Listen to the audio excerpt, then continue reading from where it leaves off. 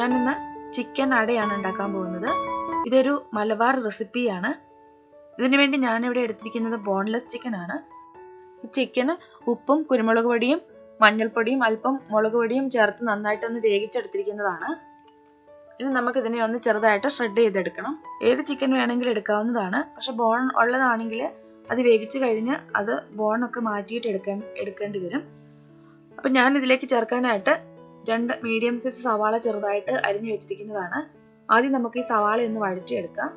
ഇതിലേക്ക് വേണ്ട ഇൻഗ്രീഡിയൻസ് ഒക്കെ ഇത് ചേർക്കുന്ന സമയത്ത് ഞാൻ പറയാം. സവാള വഴറ്റുന്നതിന് വേണ്ടി ഞാനൊരു പാൻ വെച്ചിട്ടുണ്ട്.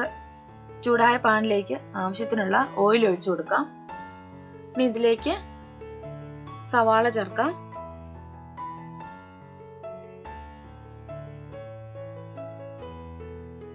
അല്പം ഉപ്പ് ചേർത്ത് കൊടുക്കാം. സവാള പെട്ടെന്ന് വഴന്നു കിട്ടുന്നതിന് വേണ്ടിയിട്ടാണ് ഉപ്പ് ചേർക്കുന്നത്.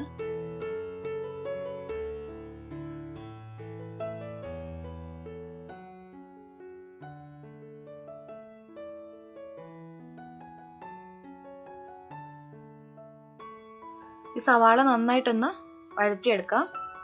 സവാള വഴന്നു വരുമ്പോഴേക്കും നമുക്ക് ചിക്കൻ ഒന്ന് റെഡിയാക്കാം. ഈ ചിക്കൻ നമുക്ക് ഫോർക്ക് വെച്ചിട്ടൊന്ന് ഷ്രെഡ് ചെയ്തെടുക്കാം.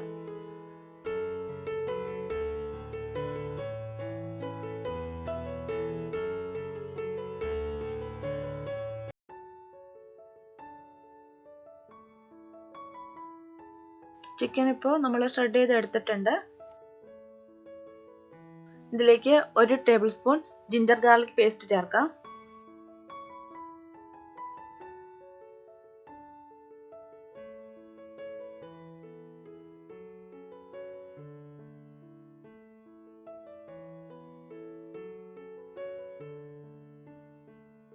സവാള നന്നായിട്ട് മൂത്തിട്ടുണ്ട്. ഇനി ഇതിലേക്ക് 1/4 ടീസ്പൂൺ മഞ്ഞൾപ്പൊടി ചേർക്കാം.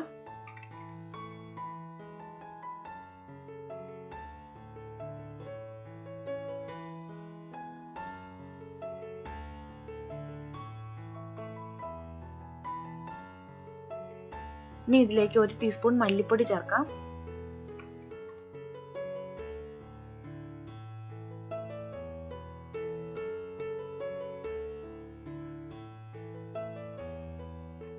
അര ടീസ്പൂൺ മുളക് പൊടി ചേർക്കാം.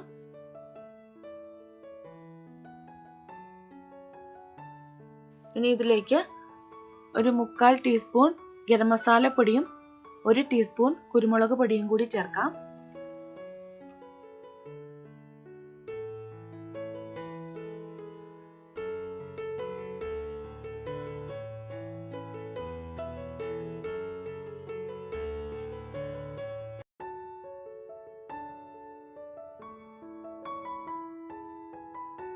പൊടികളൊക്കെ നന്നായിട്ട് മൂത്തിട്ടുണ്ട്. ഇനി നമുക്ക് ചിക്കൻ ഇതിലേക്ക് ചേർക്കാം.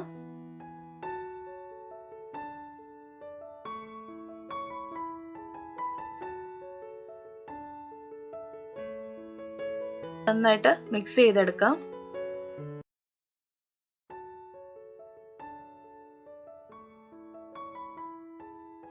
മസാലയൊക്കെ ചിക്കനിൽ നന്നായിട്ട് പിടിക്കുന്നതിന് വേണ്ടിയിട്ട് നമുക്കിത് കുറച്ചു നേരം ഒന്ന് അടച്ചു വെക്കാം. ഒരു 5 മിനിറ്റ് ഒക്കെ അടച്ചു വെച്ചാൽ മതി. നമ്മുടെ ചിക്കൻ അടയുടെ ഫില്ലിംഗ് റെഡി ആയിട്ടുണ്ട്. ഇനി ഇതിലേക്ക് നമുക്ക് അല്പം മല്ലിയിലയും കൂടി ചേർക്കാം. നമ്മൾ ഈ ചിക്കൻ അട ഉണ്ടാക്കുന്നത് വാഴയിലയിലാണ്. ഇനി നിങ്ങൾക്ക് വാഴയിലയിൽ ഉണ്ടാക്കുന്നത് ഇഷ്ടമല്ല എന്നുണ്ടെങ്കിൽ അത് അട പോലെ ആക്കിയിട്ട് നമ്മൾ എണ്ണയിലിട്ട് ഫ്രൈ ചെയ്തെടുക്കുകയും ചെയ്യാം. എണ്ണ ഒരുപാട് ഉപയോഗിക്കാതെ കുറച്ച് ഹെൽത്തി ആയിട്ട് ഉണ്ടാക്കാൻ വേണ്ടിയിട്ടാണ് ഞാൻ വാഴയിലയിൽ എടുക്കുന്നത്. ചിക്കൻ അട ഉണ്ടാക്കാൻ വേണ്ടിയിട്ട് ഞാൻ 2 കപ്പ് വറുത്ത അരിപ്പൊടിയാണ് എടുത്തിട്ടുള്ളത്. ഞാനത് കടയിൽ നിന്നും വാങ്ങിയിട്ടുള്ള അരിപ്പൊടിയാണ്. അപ്പോൾ ഇത് നന്നായിട്ട് തിളച്ച വെള്ളം ഒഴിച്ച് നമുക്കൊന്ന് കുഴച്ചെടുക്കണം. നമ്മൾ കൊഴുക്കട്ടയൊക്കെ ഉണ്ടാക്കാൻ വേണ്ടി കുഴക്കുന്നത് പോലെ തന്നെയാണ്. ആദ്യം നമുക്ക് കുറച്ച് ചൂടുവെള്ളം ഒഴിച്ച് ചെറുതായിട്ടൊന്ന് മിക്സ് ചെയ്തിട്ട് നമുക്ക് കൈകൊണ്ട് തന്നെ നന്നായിട്ട് കുഴച്ചെടുക്കാവുന്നതാണ്. അപ്പോൾ ഇതിലേക്ക് എത്രമാത്രം വെള്ളം വേണമെന്നുള്ളത് നമ്മൾ ഈ അരിപ്പൊടിയുടെ എത്രമാത്രം വറുത്തിട്ടുണ്ടോ അതനുസരിച്ചിട്ടായിരിക്കും ഇതിലേക്ക് ആവശ്യമുള്ള വെള്ളം. അപ്പോൾ ഇത് ഞാനിവിടെ 1.5 കപ്പ് തിളച്ച വെള്ളമാണ് എടുത്തിട്ടുള്ളത്. ഇത് കുഴച്ച് കഴിഞ്ഞിട്ട് എത്രമാത്രം വെള്ളം ഇതിലേക്ക് ഞാൻ എടുത്തിട്ടുണ്ടെന്നുള്ളത് പറയാം. അപ്പോൾ നമുക്ക് ആദ്യം ഇതൊന്ന് നന്നായിട്ട് കുഴച്ചെടുക്കാം. ഇതിലേക്ക് ആവശ്യമുള്ള ഉപ്പ് ഞാൻ എടുത്ത വെള്ളത്തിനകത്തേക്ക് ചേർത്തിട്ടുണ്ടായിരുന്നു. നമ്മളിപ്പോൾ പൊടി നന്നായിട്ട് കുഴച്ചെടുത്തിട്ടുണ്ട്. ഇനി ഇതിൽ നിന്നും ഓരോ ഉരുള വീതം എടുത്ത് ഇലയിൽ വെച്ച് നമുക്കൊന്ന് പരത്തിയെടുക്കാം. അട ഉണ്ടാക്കാനുള്ള ഇലയൊക്കെ ഞാനിവിടെ മുറിച്ച് വെച്ചിട്ടുണ്ട്. ഇനി നമ്മൾ കുഴച്ച് വെച്ചിരിക്കുന്ന മാവിൽ നിന്നും ഓരോ ഉരുളകളും എടുത്ത് ഇലയിൽ വെച്ചിട്ടൊന്ന് പരത്താം. പരത്തുന്ന സമയത്ത് നമ്മൾ വിരലൊന്ന് വെള്ളത്തിൽ മുക്കിയിട്ട് പരത്തുകയാണെങ്കിൽ പെട്ടെന്ന് നമുക്ക് പരത്തിയെടുക്കാൻ പറ്റും. ഇത് പരത്തുമ്പം ഒരുപാട് കട്ടിയിൽ പരത്തരുത്, വളരെ കനം കുറച്ച് തന്നെ വേണം പരത്താനായിട്ട്. ഇപ്പം നമ്മളിത് നന്നായിട്ട് പരത്തി വെച്ചിട്ടുണ്ട്. ഇനി ഇതിലേക്ക് നമുക്ക് ഫില്ലിങ് വയ്ക്കാം. ഒരു സൈഡിൽ മാത്രം വെക്കാം. നമുക്ക് പകുതിയോളം വെച്ചിട്ട് അടുത്ത പകുതി നമുക്ക് ഇതിലേക്ക് മടക്കി വെക്കാം.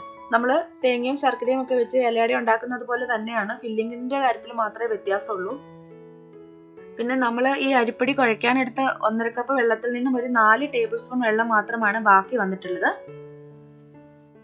ഇനി നമുക്കിതൊന്ന് മടക്കാം.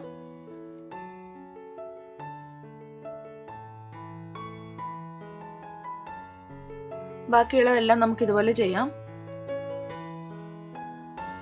നമ്മളിപ്പോൾ അടയൊക്കെ ഉണ്ടാക്കി കഴിഞ്ഞിട്ടുണ്ട്.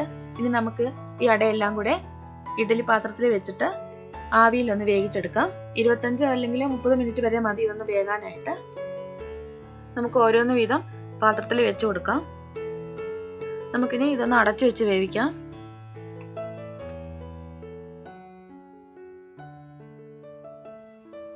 നമ്മുടെ അടയൊക്കെ വെന്തിട്ടുണ്ട്.